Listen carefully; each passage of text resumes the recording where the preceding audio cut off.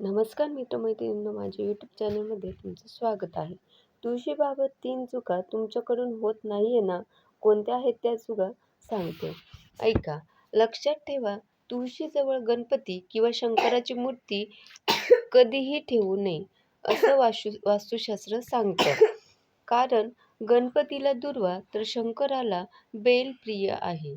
शोभेसाठीही त्या मूर्ती तुळशीजवळ ठेवणं योग्य नाही. कारण ती हरिप्रिया अर्थात कृष्णाला, विष्णूंना प्रिय आहे. त्यामुळे तिच्याजवळ कोणतीही मूर्ती न ठेवणंच योग्य. तुळशीचा मान अंगणात असतो. घराच्या प्रवेशद्वारात ती स्वागतासाठी लावली जाते. कारण तिथून घरात येणारी हवा तुळस प्रदूषणविरहित, शुद्ध करते. घरच्यांचं आरोग्य चांगलं ठेवते.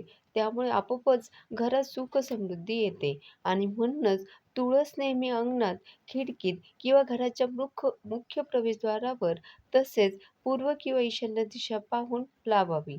तसंच तुळशीच्या फांद्या किंवा पानांचा जमिनीला स्पर्श होणार नाही याची सुद्धा काळजी घ्यावी. धन्यवाद.